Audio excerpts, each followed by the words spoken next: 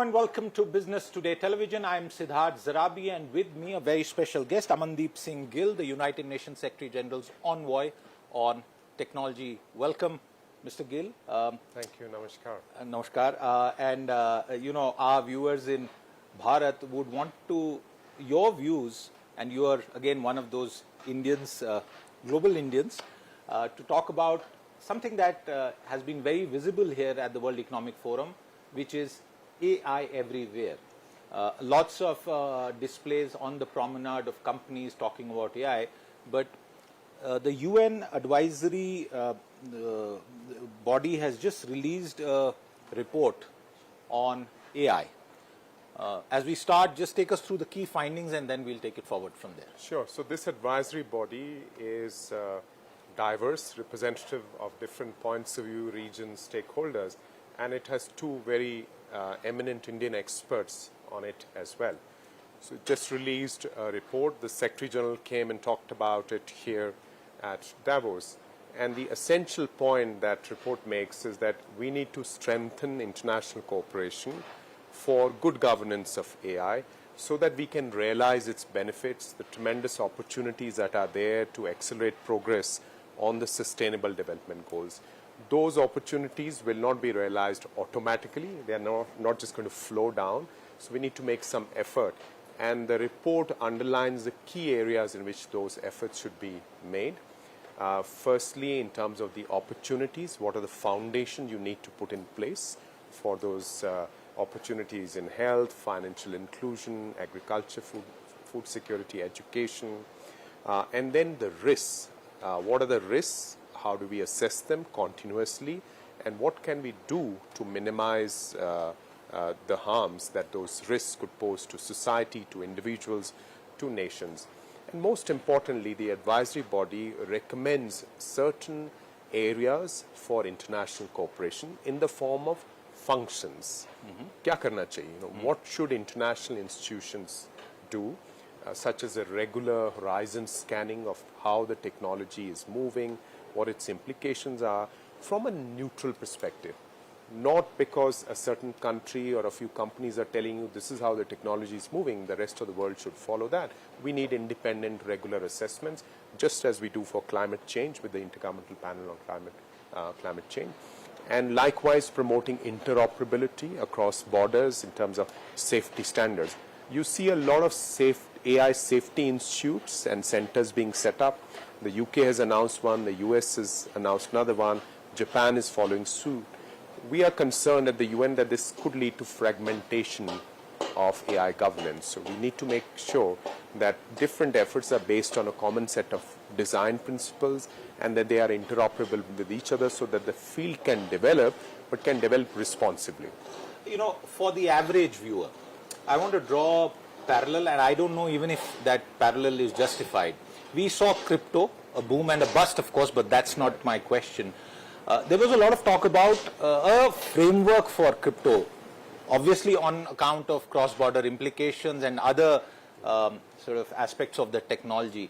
Will it be fair to say that AI also needs far quicker regulatory framework development because the pace at which this technology is developing and those nations and systems that have the ability will perhaps leave many other nations way behind? Absolutely. You're 100% right. So if we don't move fast, if we don't build capacity in the public sector, in governments, to regulate this very powerful technology, then there will be externalities, implications that governments will have to struggle with. And the biggest externality that governments will have to struggle with is this divide, that even within advanced nations, a part of the population will feel that we are getting left out. Our jobs are getting displaced, and this displacement is likely to happen much faster than has been the case with earlier technologies. So therefore, you need to be more agile, more responsive. You can't wait for something to happen and then respond. You need to be more proactive. So can AI enhance the digital divide? Absolutely. So if there is more concentration of wealth and economic power and tech power in a few countries in a few companies, then obviously that divide will grow. There's an existing digital divide. 2.7 billion people do not have access to the internet. Even in a country such as India, which is quite advanced digitally, you have more than 1/3 of the population that doesn't have access to the internet. And where you have access, the data costs are high, your device is not smart enough, you don't have meaningful access in your own language, access to content that helps you advance in life.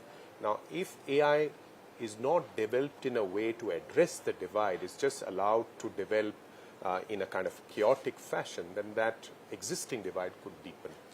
For a country like India, what are the top couple of opportunities that you could sketch out that AI represents?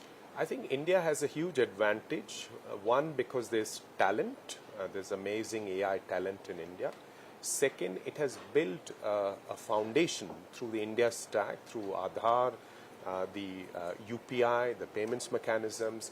So data is flowing in India at increasingly high rates, and there is trust in digital platforms, digital technologies.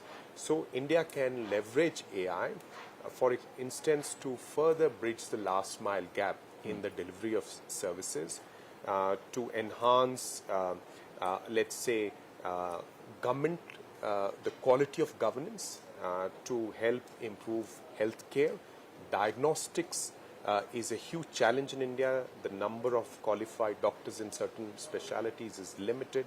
So AI can, and agriculture and food security, where you combine data from satellites with data from drones and on-ground sensors to build the right picture for farmers in terms of when to plant, how much water to use, etc. As climate change changes our agronomic conditions, I think AI would be helpful in responding better. One of the headlines, Mr. Gill, that I came across here at Davos pretty much on day one was a prediction of almost 10% job losses on account of AI. Given the pressures that we have on employment in India, is that a risk that Indian policymakers and other stakeholders should be worried about in India, particularly in the less skilled workforce? Absolutely. This is a risk everywhere. I heard this stated clearly at the UK AI Safety Summit. The Italian G7 presidency is going to make it a theme. So developed countries are concerned as well. Knowledge workers are going to be impacted. In India, I think the picture is mixed, so we need to have continued assessments on technology facilitated displacement jobs. In any case, we need to invest more in skills, in retraining, in digital literacy, in introducing more cross-disciplinary themes in undergraduate studies. So when doctors are studying for their MBBS, they get exposed to AI, data science, and when engineers are studying computer science, at some stage in their courses, they work with medical images. So that's just one example. So you need more investment in education, training, reskilling. For the government of India, basis this report and the other work that you've done, what should be the right policy focus at this point of time when it comes to AI? The central government, which obviously leads this, and the ministers in charge have been speaking about it. They are talking about both a framework and investing in technology and innovation in this regard. But broadly speaking, what kind of policy approach would be ideal given the global context? I think investing in the domestic innovation ecosystem through facilitation, through the guardrails that need to be in place. So the recent Data Protection Act is a welcome step in that regard. So those are essential steps. You need centers, sandboxes where the AI products and services as they are developed can be tested for safety, for their impact on society, and then safely rolled out. You need more capacity in the public sector officials to understand the implications of potential use cases and to be able to tender and ask for those in a kind of wise manner. And obviously the human resource, you might think India has a huge population, a lot of IT workforce, but the cutting edge machine learning, generative AI type of human resource is limited in almost every country. Absolutely. So you need to invest more in that. And I'm glad one particular area in which there are interesting investments being made is language models, large language models that reflect the linguistic and cultural diversity of India. I think that needs to be done at the global level. It's good to see that happening in Japan, in UAE, in Saudi Arabia, in the Nordic countries, France, etc. And for us in India, the challenge is far more because we are like a planet when it comes to the number of languages. Social media has been blamed for a lot of fake news. And there are fears around the spread of AI contributing not just to fake news but other similar sort of negative consequences. Given the size of India's population, and you made that point about digital internet access, there is a very significant number of people who are primarily mobile and are consuming all their news, information, content in a private circumstance just on their phones. How big is that a risk, and are there any global models or frameworks that India should look at to prevent these negative consequences leading to any manner of social unrest? Absolutely, that's a great question. This is an important year. India goes to the polls, the US does, Indonesia does, so the majority 40 plus nations. Majority of the world's population. So misinformation, disinformation, deep fakes that distort reality, that distort the integrity of public information, they are a real risk to democracy, to the legitimacy of political processes, regardless of the political system that you have. So this is a serious concern. And I think when you do not have, as is the case today, and I've heard this at Davos from social media platforms, their CEOs and others, you do not have standards today for watermarking, for authenticating information. So it's a free-for-all. Everyone can check or may not check, but there's no standard today. So we must address this urgently, and there's an opportunity this year with the Summit of the Future at the United Nations in September to adopt a common document, a global digital compact, which lays out the principles, the actions to be taken. And as part of that, as part of the preparation for the Summit of the Future, we at the UN are working on a pact on the integrity of public information, which would provide those standards, those guidelines. Now, that needs to be adopted first, but then implemented. So media organizations, social media, digital platforms need to come together to commit to those standards and then implement them, and most importantly, put human resources behind that effort. It's not all going to be AI doing that. A quick follow-up before I move on to our next question. Will it take AI to catch and take care of fake AI? Yes, they say set a thief to catch a thief. That's already happening. So a lot of social media platforms use AI to catch, let's say, disturbing content around child sexual abuse, etc. So when it comes to political information, this is more difficult because there are nuances, and there could be even linguistic, regional nuances in terms of what is considered an insult in one area and what's considered just, good old-fashioned ribbing in another area. So I think you need to have the AI and the human working together on these issues. You need to have people who can not just fact check, but who can sense whether something is being manipulated or not. India is uniquely placed, from your comments, it seems to me, to at least devote a large part of its well-qualified technical workforce. We have literally hundreds of thousands of graduates coming out of schools, but many nations don't have even the manpower, human resources for this. And I wonder whether they will be at the greatest risk because they don't have the resources, both the capital and the human resources, to take care of the negative consequences of AI. Yeah, this is a big worry across the world. In the top 50 nations on AI, there is no African country. And by 2030, Africa would provide 1/3 of the world's workforce.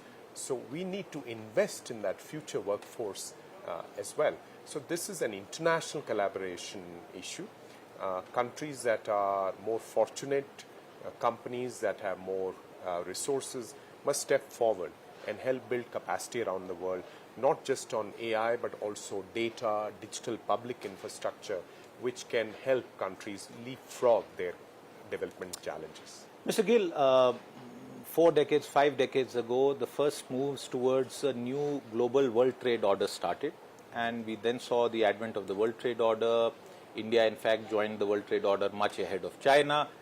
And we have a framework of sorts. Of course, it's under some stress and strain, but that's not the subject of this conversation. How hopeful are you that a similar kind of framework will emerge for AI? Because personally, I haven't seen that happen in crypto.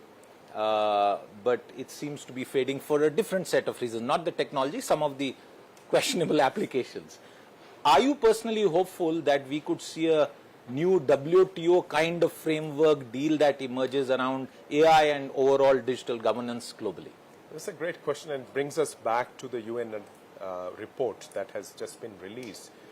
So there have been suggestions about an agency, International Atomic Energy Agency type, you said WTO, IPCC, the International Civil Aviation Organization. Even the ITU, for example, in telecom, I don't know, many people don't sometimes realize that all the telecom standards have come from the ITU. It's very important. So there are these existing examples, but I think AI is different from what these existing examples have dealt with. Why is that? It's because this technology is not that tangible. It's not like nuclear material, nuclear reactors. Plus, it sits largely with the private sectors, and it's so and that too within the private sector, it's concentrated. At least the current sort of real knowledge is very concentrated. But please continue with it. We need to kind of have a more creative approach, and this body has suggested that you look at some functions, the regular horizon scanning risk assessment function, like the IPCC, the standard setting interoperability function like the ITU does, even ICAO, Civil Aviation Organization. We've all flown here in planes that are, yeah, there's one baggage, global set of aircraft identifying numbers. Yeah. Exactly. So that's a very good point that you make. So learnings from organizations like the ITU or the aviation standards is the direction that you're pointing towards? Exactly. So then you have this aspect of capacity building. Some countries are less endowed than others. How do we help them? So we need international collaboration around that. Some people have spoken about a CERN for AI, for instance. So a distributed kind of an approach to building capacity. So how do we put these functions into an institutional form is the question that the UN is currently engaged on. So by summer, this body will come out with further recommendations on how we can institutionalize these functions. And then in September at the Summit of the Future, we have an opportunity to adopt a decision and not wait for, as you said, crypto, missed opportunity, social media, missed opportunity, and not wait for something negative to happen, which would set back technology progress, the tremendous opportunities that AI can bring. My final question, since you speak about technology progress. At the peak of the recent debate last year, there was a set of people who came out and said, hey, listen, let's pause and take a deep breath because this is moving way faster than what it ideally should. Do you agree with that chain of thought, or are you the one who would say let technology continue to progress, meanwhile let the policy framework also play catch up? I would say I'm very practical on these issues. Flipping a switch and then stopping everything is not possible. So the incentives are very strong. There's a lot of money to be made. And the first mover advantage. Exactly. The technologists are very excited about the possibilities of these models. They're exploring this space. So I think rather than try to slow that down, we should speed up the governance response. Act fast on the responsible governance of AI technologies. Build in the safeguards quickly and then let the technology flourish. I mean, it has happened with every other technology. In that sense, AI is not new. But I think the speed and the power of this, the ability to disintermediate our societies, rewrite the software of our societies, economies, polities, that ability wasn't there with other, maybe the printing press, the written word. So politicians have to assume their responsibility, public officials have to assume their responsibility, and international organizations such as the UN have to assume their responsibility. And hopefully all of it will come together sooner than later. Amandeep Singh Gill, thank you very much for your time with us. With that, it's a wrap on this conversation. We'll see you with more. Until then, goodbye.